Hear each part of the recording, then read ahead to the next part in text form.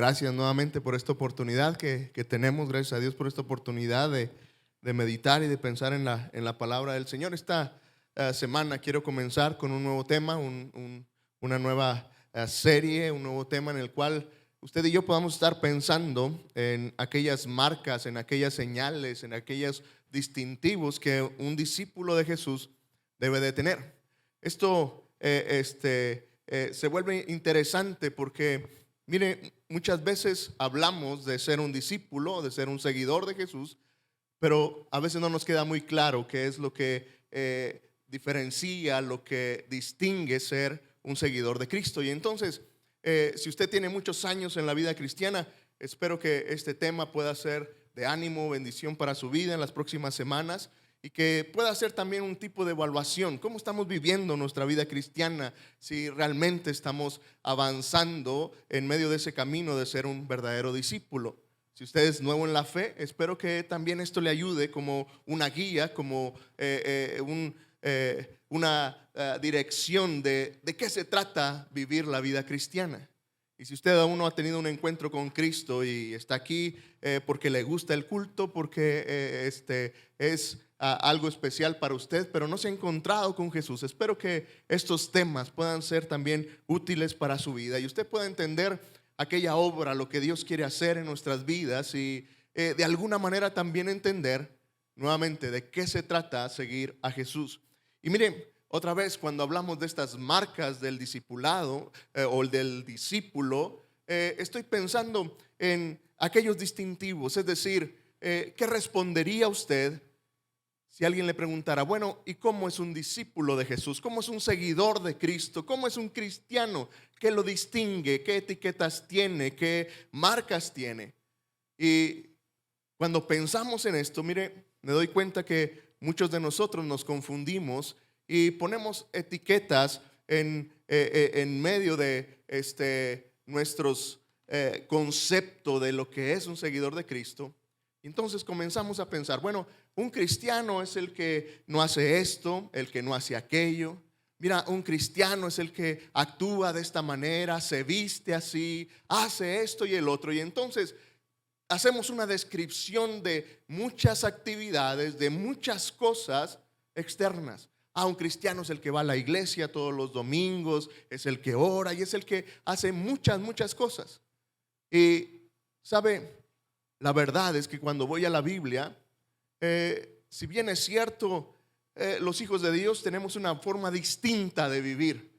Obviamente hay cosas características en nuestras vidas, pero sabe, la vida cristiana, un cristiano, un seguidor de Jesús, finalmente no se trata de las cosas que tú haces, se trata de algo más.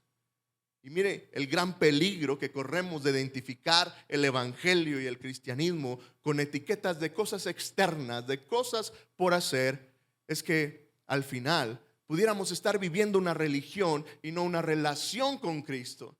Al final, piénselo, las religiones del mundo se basan en lo que tú haces. Tome cualquier religión del mundo y se va a basar en algo que tú tienes que hacer, en algo que tú tienes que experimentar, en algo que tú tienes que hacer. Y entonces, si eres un cristiano, tienes que hacer esto y esto y esto y esto y esto otro. Si eres un budista, tendrás que hacer esto y esto y el otro. Las religiones del mundo se basan en lo que tú haces, porque al final, como alguien lo definió de una manera muy acertada, se dice que la religión es el esfuerzo del hombre o el esfuerzo humano por acercarse a Dios. Esa es la religión, ese esfuerzo tuyo y mío por querer alcanzar algo divino, algo santo, algo que está lejos de nosotros. Y entonces por eso se trata de hacer cualquier religión en el mundo. Y muchas veces me doy cuenta que cuando pensamos en la vida cristiana y en el evangelio, caemos mucho en este concepto de tienes que hacer, tienes que vivir así, y se trata de tu esfuerzo por tratar de alcanzar a Dios, y el evangelio es totalmente distinto. Si la religión es el esfuerzo humano por alcanzar a Dios, sabes, el evangelio es el esfuerzo de Dios por alcanzarte a ti. Y eso es totalmente distinto. Puedes darte cuenta de la enorme gracia, del enorme poder que esto tiene. El evangelio es el esfuerzo de Dios por alcanzar el corazón de cada uno de los que estamos aquí, de cada persona en el mundo. Porque fue su gracia, fue su misericordia, fue su amor que envió a su Hijo unigénito para salvarnos. El esfuerzo de Dios por alcanzar a aquel pecador, aquel corazón que está lejos de Dios. ¿Te fijas la gran diferencia entre lo que a veces pensamos que de lo que se trata la vida cristiana? Y a veces lo encajonamos nuevamente en una lista de cosas por hacer, cuando el evangelio es totalmente distinto. El evangelio se trata de poder encontrar eso que Dios tiene. Y entonces, si el evangelio no se trata de hacer cosas, si el evangelio no tiene que ver con cómo actúas, con cómo te vistes, con cómo hablas, entonces ¿de qué se trata? La Biblia está llena de este mensaje y sabes, el evangelio tiene que ver con una relación. Y es de lo que te quiero hablar hoy. Sabes, una de las características, una señal, una marca de un discípulo de Jesús es que disfruta estar con Jesús. Disfruta esa relación con Él. Y nuevamente, sabes, me parece pertinente que tú y yo recordemos esto si tienes tiempo en la vida cristiana, porque es muy común que nos perdamos de esto. Nuevamente, mira, piénsalo, la mayoría de nosotros cuando llegamos a Cristo, si puedes retroceder un poco en tu vida, en aquellos primeros meses, tal vez en aquellos primeros años, tal vez, que encontraste a Cristo, ¿cuál era tu mayor deseo? ¿No era tu mayor deseo conocer más de Él? ¿No era tu mayor deseo empaparte de su palabra, buscarlo, sentirlo, experimentarlo? Y muchos pasamos por aquello que llamamos el primer amor en medio de querer conocer, de querer estar con Cristo. Pero lamentablemente, ¿sabes? En el paso del tiempo, a muchos lo que nos sucedió fue que nos llenamos de actividades que ahogaron ese deseo de estar con Cristo. Y entonces comenzamos a aprender que, bueno, si la vida cristiana es estar con Cristo, pero también es hacer mucho para Él. Y entonces tienes que estar en la iglesia, tienes que entrar en un ministerio, tienes que comenzar a este estudio, tienes que comenzar a ir y servir en tal lugar, y nos llenamos de actividades. Y piénsalo, muchos de nosotros nos perdimos en eso. Y de repente no tenemos tiempo con Dios. Nuestros devocionales son cada vez más pequeños, cada vez menos significativos en nuestras vidas, pero tenemos mucho por hacer. Y hay cierta seguridad en el hacer, porque se ve bien, porque da una proyección de lo que tú y yo queremos mostrar, y a veces queremos mostrar nuestro amor, nuestra dedicación a Dios en lo que hacemos.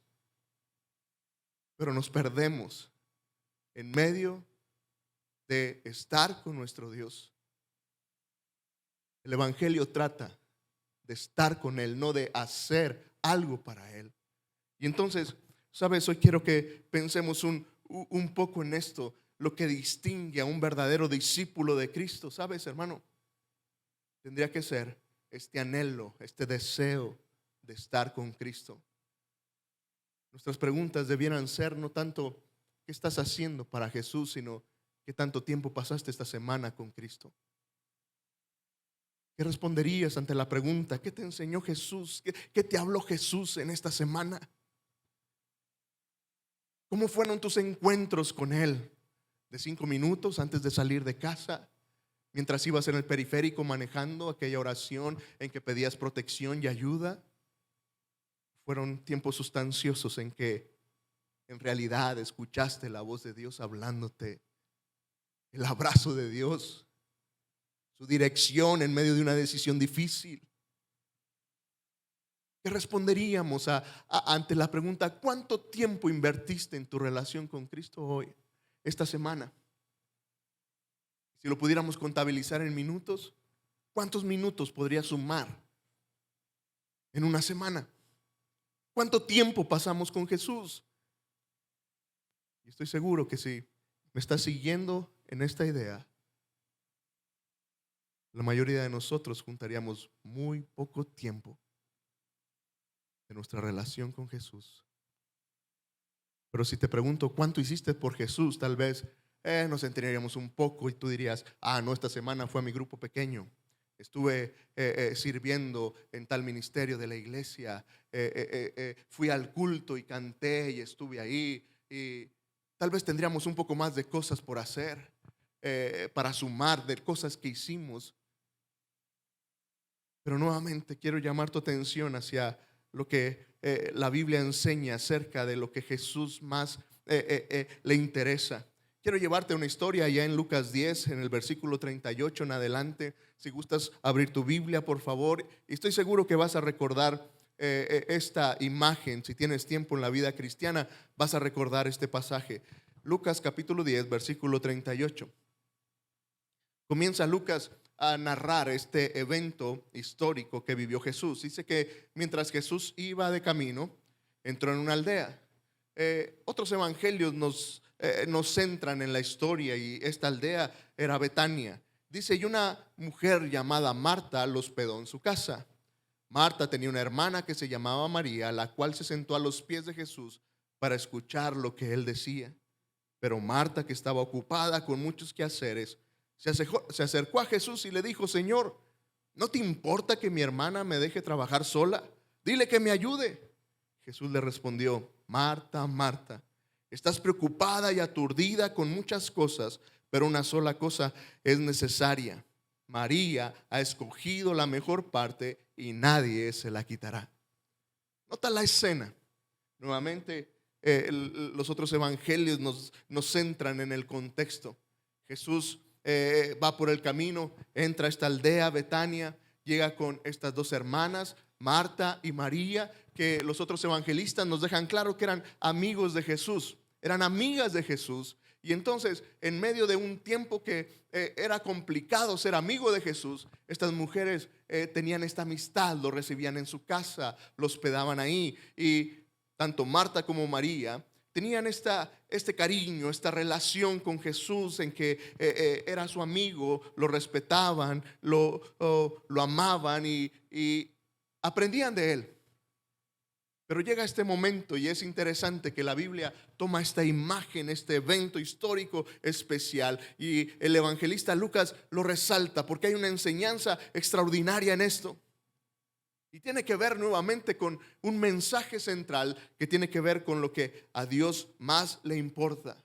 Marta y María me presentan dos formas, dos maneras de vivir. Y si lo vemos, no necesita mucha explicación. Marta está afanada. Marta está preocupada. Marta está trabajando, está haciendo, está trabajando en algo que se vuelve importante. Es decir, el mensaje no es de que la hospitalidad no importa. El mensaje no es que no tienes que hacer nada en la vida cristiana. Ese no es el mensaje.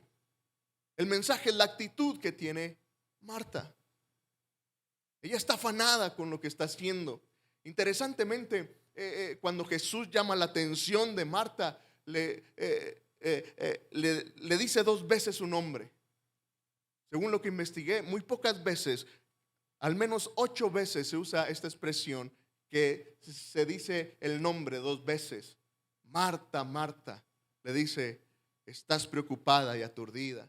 En otra ocasión fue Saulo, Saulo 2 veces. Y hay otras ocasiones ahí, pero muy pocas veces Jesús y en la Biblia encontramos esta expresión. Y la expresión en que Jesús le habla 2 veces por su nombre tiene un significado. Jesús está preocupado por Marta. Jesús quiere tener la atención de Marta. Por eso es Marta, Marta, estás preocupada y aturdida con muchas cosas. ¿Sabe? La vida de Marta estaba desequilibrada. Y me parece que muchos en la vida podemos ir así, igual que Marta, desequilibrados. Mire, Marta tiene todas estas cosas por hacer y su vida está así. tiene muchas cosas que está haciendo, pero muy poca relación, y es lo que él estaba comunicando al principio. ¿Sabe? Y una vida espiritual, una vida cristiana desbalanceada, lo único que trae es lo que Marta está reflejando. Todo este sentimiento de preocupación, este sentimiento de estar aturdida, de estar desesperada. Todos estos sentimientos de estrés, de ansiedad. Mire, note algo que hace Marta y que muestra la ansiedad de Marta. Le ordena a Jesús. ¿Notó eso? Ella le pregunta a Jesús, ¿no te importa lo que Marta está haciendo? Lo que María, más bien lo que María no está haciendo, ¿no te importa? Y luego viene la orden. Ordénale, dile que venga a servirme. Mira, hermano, cuando vamos por la vida llenos de actividades, llenos de pensar que la vida cristiana tiene que ver con el hacer, esa es nuestra reacción. Querer controlar. Llegar al punto de querer controlar también a Dios, decirle cómo hacer las cosas, decirle qué hacer, a quién regañar, con quién tratar, con quién hacer tal y tal cosa. Porque el hacer infla nuestro ego, infla nuestra actitud de independencia y de arrogancia, de decir, oh, yo sí hago, yo sí vivo, yo sí he experimentado. Y en esa posición, usted y yo nos desespera, nos da mucha ansia cuando las cosas no salen como usted y yo lo queremos. Y esa ansiedad, ese sentimiento, nace entonces aquel deseo de querer controlar todas las cosas. Nuevamente, parecen aspectos que podemos pasar por desapercibidos, pero note algo.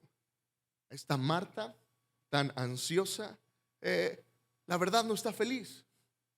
La verdad no tiene alegría en su vida. Está buscando su alegría, está buscando su satisfacción en lo que ella hace, pero ni aún ahí lo encuentra. Mira, hermano, muchos de nosotros vamos por la vida buscando nuestra satisfacción en lo que hacemos, no en lo que somos, sino en lo que hacemos. Y se siente bien cuando reconocen tu trabajo, pero cuando nadie se da cuenta de lo que haces y nadie te dice, oh, buen trabajo, ahí andamos de capa caída, bien tristes, porque nadie nos dijo nada. Y eso tiene que ver nuevamente con ese asunto de nuestra seguridad, nuestro gozo viene de lo que hacemos. Por eso necesitamos tanto que la gente nos diga, muy buen trabajo, qué bien lo que hiciste. Y no estoy diciendo que no sea importante, es importante reconocer el trabajo de otros, pero cuando tu corazón está en Cristo, todo proviene de Él, entonces puedes hacer con libertad para Él. Y no importa si alguien lo reconoce o no, el reconocimiento viene de tu Padre. Tu aceptación viene de tu Señor y no de la opinión de los demás.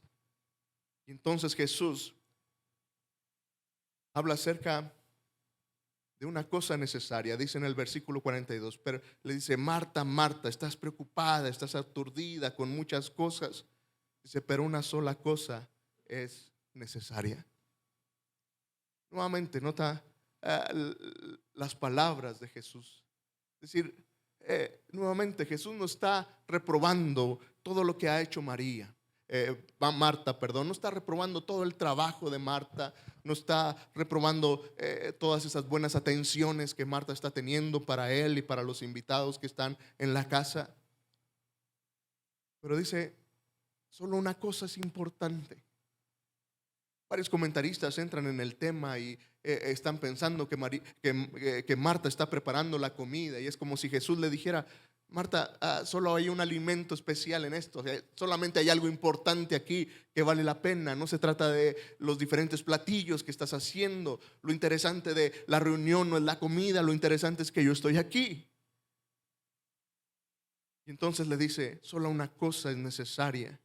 Y dice, y María escogió la mejor parte, estar con Él.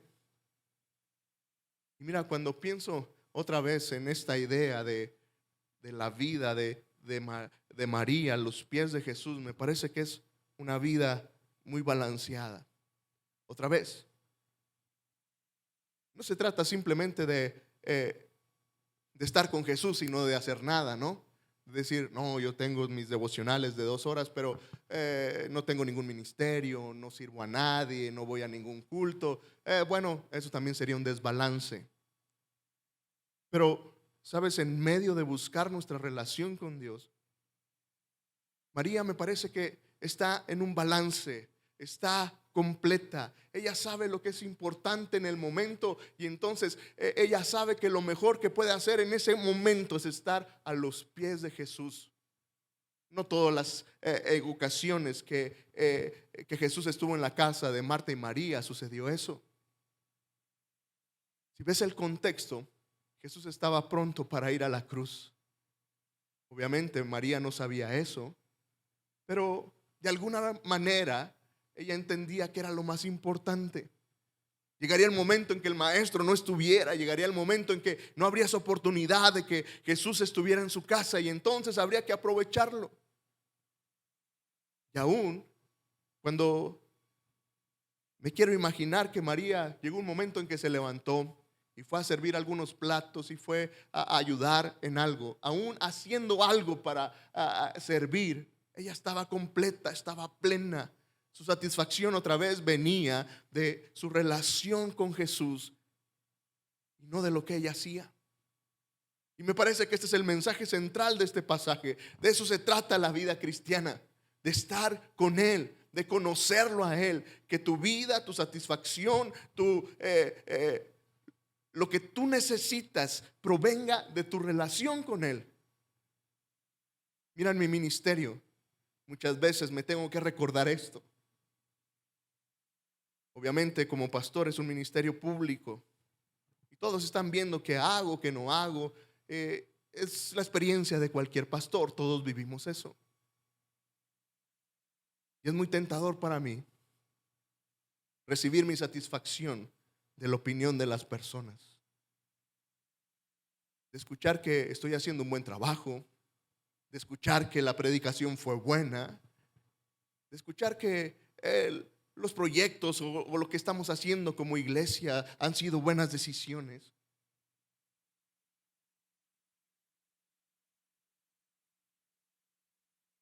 Y muchas veces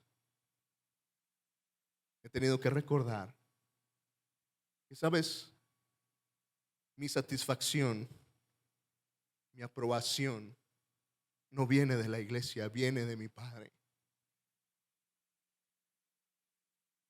Y cuando entiendo eso, ¿sabes? Puedo ser más libre para servir a mi Señor.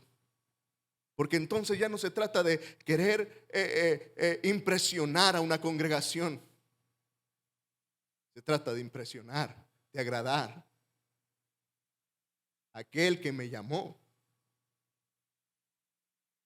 Y es muy fácil para mí pensar, al preparar una predicación, tengo una visión muy buena desde aquí y ustedes me hacen el favor de sentarse cada vez en la misma zona y entonces puedo imaginarlo mientras estoy preparando un mensaje y muchas veces es muy tentador pensar en decir, quiero decirlo para que tal persona se sienta bien, no quiero ofender a este hermano que se sienta por acá. ¿Sabes? Es extraordinario. Nuevamente, cuando Dios llama mi atención y dice el mensaje no es para impresionar a tu congregación, se trata de que me impresiones a mí y la única forma en que puedo impresionar a Dios es hacer su voluntad y traer un mensaje que sea de parte de Dios para nuestra iglesia. Pero sé que aunque tú no eres pastor y con que no estás en un ministerio público, sé que muchas veces tu satisfacción viene igual, viene por lo que las personas externas puedan decirte, de lo que tu esposo pueda decirte, de lo que tu esposa pueda decirte, de lo que tus hijos puedan decirte, de lo que tus compañeros puedan reconocer en ti, en vez de recibir aquello que tú necesitas, esa aprobación, ese consuelo, ese ánimo de Dios y no de las cosas externas que están alrededor tuyo. Y sabes, me parece que este es el mensaje. Y me parece que esto es lo que Jesús quiere comunicarle a Marta, decirle: mira, solamente una cosa es importante al final del día. Es cómo está tu relación con Dios. Nuevamente, sabes, este es un mensaje que está lleno, la palabra de Dios de este mensaje. El evangelio es una relación con Cristo. Mira, si pensamos en un asunto bíblico, puedes pensar en el ejemplo de Jesús y simplemente considera por qué Jesús tardaría 30 años más o menos antes de comenzar su ministerio. ¿Qué estaba haciendo Jesús durante esos 30 años? No era otra cosa más que fortalecer su relación con su Padre antes de comenzar su ministerio público, antes de comenzar a hacer milagros, a hacer grandes predicaciones. 30 años creciendo en su relación con su Padre. Puedes ver el ejemplo de Jesús en muchas ocasiones. Él siguió nutriendo ese deseo de buscar al Señor antes cualquier cosa. Si piensas cuando Jesús escoge a sus discípulos, previo a escoger a sus discípulos, Él pasa un tiempo importante con el Señor. Y Él no va y escoge a sus discípulos nada más así. Él toma un tiempo íntimo con el Señor. Y cuando Él llama a sus discípulos, mira, Él también aplica la misma enseñanza. Y la Biblia dice que Él designó a 12 para que estuvieran con Él. Nota esto. Jesús escoge a estos 12 discípulos. Previo a eso, Jesús pasa un tiempo de oración importante. Luego viene y los escoge y les dice: esta es la oferta. Quiero que pasen tiempo conmigo. Quiero que estén conmigo. No les dice: quiero que vengan y aprendan de mí. No les dice nada más: quiero que vengan para que trabajen para mí y que hagan esto para mí. Quiero que estén conmigo. Luego los discípulos lo aprendieron y si sigues buscando, me sorprendía en medio de esto, cada vez encontraba más ejemplo. La iglesia primitiva, los 12 discípulos lo aprendieron. Y cuando la iglesia comenzó a despegar, cuando la iglesia ahí en Hechos comienza a crecer, y hay tantas cosas por hacer importantes en la iglesia. De repente hay viudas que no están siendo atendidas. De repente hay trabajos que hay que hacer dentro de la iglesia. Hay que atender a tantas personas, tantas cosas por hacer. La respuesta de los discípulos es: que alguien más lo haga. Nosotros necesitamos perseverar en la oración y en la palabra de Dios.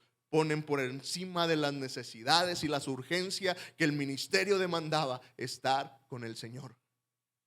Nuevamente podemos pasar eso por alto, pero los discípulos lo tienen bien claro. Su maestro les enseñó lo importante que era estar con Él, de conocerle a Él. Y si sigues avanzando en la historia, cuando pensamos en aquello que los teólogos reconocen como los padres de la iglesia, o como estos teólogos que seguimos estudiando y seguimos pensando en todo esto que estos hombres hicieron, al final, ¿sabes? Se vuelve interesante pensar en estas personas, en Atanasio, en Basilio, en Ambrosio, en todos estos, San Agustín, en Crisóstomo, todas estas gente famosa que una vez que entras en medio de estudiar un poco más teología, te encontrarás con estos nombres. Lo interesante es que estos hombres, ¿sabes qué eran? Eran monjes que dedicaron su vida para estar con Cristo, para conocer al Señor. Y seguramente su sabiduría y seguramente su concepción y aquellas cosas fueron cosas que Dios les reveló de cómo interpretar la palabra y cómo ahora tú y yo podemos entender y conocer mejor a Dios por mucho de las enseñanzas de estos hombres. Pero si ves sus vidas, eran hombres dedicados a pasar tiempo con Dios. Esa era su vida. ¿Cuál es mi punto, hermanos? ¿Sabes? Simplemente quiero terminar con esto. La marca de un discípulo es aquella marca de la relación que tiene con su Dios. Nuevamente, es cierto, en medio de seguir a Jesús y en medio de mi relación con Cristo, tú y yo hacemos cosas y venimos a la iglesia y servimos en un ministerio, pero no lo hacemos porque ahí esté nuestra satisfacción o porque de eso se trate. Es simplemente nuestra expresión, es simplemente el resultado de estar con nuestro Señor. Pero nuevamente quiero dejarte con eso. ¿Sabes? Si quieres ver qué tan buen discípulo eres, si estás caminando en la dirección correcta del Evangelio en cuanto a lo que es ser un seguidor de Jesús y es estar con Él, la pregunta será: ¿cuánto tiempo estás pasando con Él? ¿Qué tanto conoces a Cristo por tu devoción, por tu tiempo con Él y no por lo que otros te dicen? Y no por lo que estás leyendo, y no por lo que estás escuchando en el podcast o en el radio o en la televisión, sino por lo que Dios mismo te dijo ahí en oración, ahí directamente tú y Él. La marca de un discípulo es aquel que pasa tiempo, que disfruta estar con su Señor. En el occidente, donde tú y yo vivimos, es algo que no valoramos mucho. Y necesitamos esforzarnos para pasar tiempo con Jesús. Déjame darte 3 cosas prácticas para terminar acerca de lo que creo se vuelve necesario para pasar tiempo con Él. Porque esa es la pregunta al final del mensaje. ¿Y cómo le hago? ¿Cómo le hago? ¿Cómo crezco en mi relación con Dios? ¿Cómo paso más tiempo con Él? Bueno, pensé en estas 3 cosas. La primera cosa es que, en mi experiencia, es que si no he tomado una decisión radical de buscar a Dios en mi vida, no lo voy a hacer. Como cualquier otra cosa. Como cuando decidiste ponerte a dieta y no la seguiste, fue porque no tomaste una decisión radical. Pero cuando el médico nos lo recetó y nos dijo: ¿sabes qué? Necesitas bajar de peso. Hay una decisión radical, ¿no es cierto? No hay para dónde hacerte, tienes que hacerlo. A eso me refiero con una decisión radical. Toma la decisión radical de seguir al Señor, de pasar tiempo con Él, de buscarle en Él, que sea un compromiso real en tu vida y no solamente una emoción tal vez de un mensaje, o que no sea tal una carga en tu vida, sino que sea una decisión radical, decir: hoy quiero comenzar a seguir al Señor y no pasa de hoy en que voy a tener un tiempo con Él, no mañana lunes, sino hoy mismo. Esa es una decisión radical. Luego, escoge un método. Sigue un método. Si dejas la decisión radical de quiero buscar al Señor, pero no escoges una forma, un método, es decir, un horario, un material para seguir a Jesús, un lugar donde estar para encontrarte con Él, nuevamente no va a suceder. Busca algún método. Tenemos llenos de métodos. Si buscas en la Biblia electrónica, en YouVersion, encontrarás cientos de planes de cómo seguir a Jesús, muy interesantes, de cómo pasar tiempo con Él. Puedes conseguir un libro, puedes tomar un libro de la Biblia. Yo te recomendaría, comienza con los Salmos o con Proverbios. Hay un sinfín de cosas. Toma el que más te guste, pero sigue un método que te permita medir qué hiciste en la semana. Es decir, si tienes un método, casi todos los métodos son diarios. Puedes ir viendo: hoy sí tuve mi devocional, hoy no pasé tiempo suficiente con el Señor. Por eso ayuda el método. Pero luego, ya que has tomado una decisión radical, que has adoptado un método, no lo dejes simplemente como para palomear y decir: hoy sí leí en mi celular lo que vi en YouVersion y qué bueno, ya lo hice, ya lo palomeé. Me parece que el otro elemento necesario para podernos mantener es mantener nuestra comunión con Jesús a lo largo del día. Es lo que la Biblia nos enseña, de orar sin cesar, orar en todo tiempo. Mantente todo el día consciente de la presencia de Dios en ti y aprovecha cualquier momento para hablar con Dios. Aprovecha cualquier momento para mantener tu comunión, esas oraciones en las cuales tú puedes buscar la dirección de Dios en cuanto a alguna decisión, en alguna cosa. Mantén durante todo el día, es decir, este es mi punto, no lo encajones simplemente a tu tiempo devocional y luego comienzas a vivir tu vida haciendo lo que tú quieres. No sirve.